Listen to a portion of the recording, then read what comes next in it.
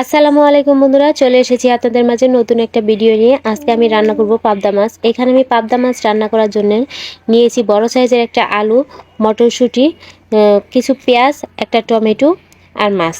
চলুন তাহলে শুরু করা যাক। রান্নার জন্য কড়াইটা আমি চুলার উপর বসিয়ে দিলাম। পরিমাণ মতো তেল দিয়ে একটা পেঁয়াজ ভালোভাবে ভেজে নেব, হালকা ব্রাউন কালার করে ভেজে সামান্য পরিমাণ জিরা দিয়ে আমি ফোড়ন দিয়ে নিব। আজকে কিন্তু আমি এখানে রান্না করব কাঁচামরিচ বাটা দিয়ে, তাই আমি কাঁচামরিচের বাটা দিয়ে দিলাম 1 টেবিল চামচের মতো। আর দিয়ে দিব রসুন আর পেঁয়াজ বাটা। দিয়ে মশলাটা আমি ভালোভাবে তেলের সাথে ভেজে নেব।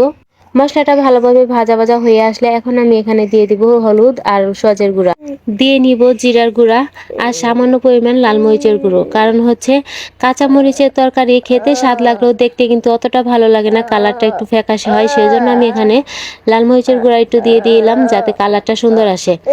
পরিমাণ মতো লবণ দিয়ে নিলাম। এখন মশলাটা ভালোভাবে কষিয়ে হালকা একটু পানি দিয়ে নিব। পানি দিয়ে মশলাটা একটু কষিয়ে নিব। মশলা কষানো হয়ে গেলে এখন আমি এখানে দিয়ে দিব ধুয়ে রাখা মাছগুলো দিয়ে আমি মাছটা ভালোভাবে মশলার সাথে নেড়ে চেড়ে মিশিয়ে নিব এবং সুন্দরভাবে কষিয়ে নিব।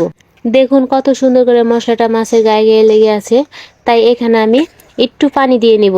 একটু পানি দিয়ে মাছটা ভালোভাবে কষিয়ে নিব।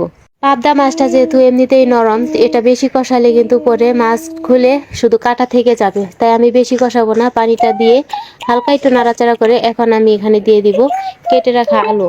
আমি একটা আলু বড় সাইজের কেটে নিয়েছি, এখন এটা আমি এখন দিয়ে দিব। আলুটা আর মাছটা একসাথেই কষাবো। আলুটা দিয়ে আমি হালকা হাতে একটু নাড়াচাড়া করে দিব। জানি না আমার রান্না আপনাদের কেমন লাগে, এক এক অঞ্চলের রান্না এক এক রকম। আপনারা কে কিভাবে রান্না করেন এটা অবশ্যই জানাবেন। আমার মাছ আর আলু কষানোর ভিতরে আমি এখন ঝোল দিয়ে দিব। এই ঝোলটা দেওয়ার পর আমি এখানে দিয়ে দিব পেঁয়াজ।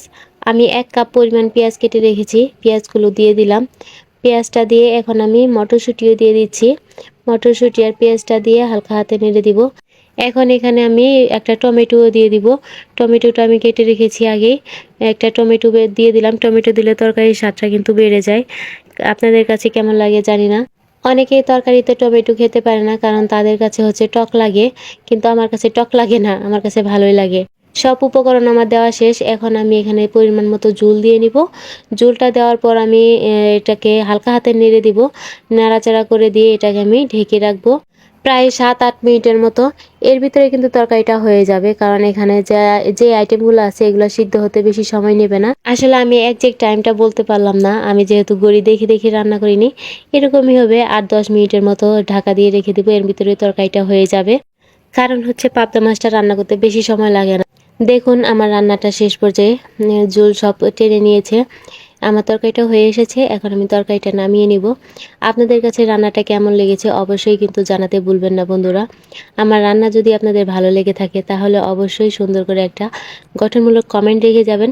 তাতেই আমি বুঝতে পারবো যে আপনারা আমার ভিডিওটা পুরো দেখেছেন। আল্লাহ হাফেজ।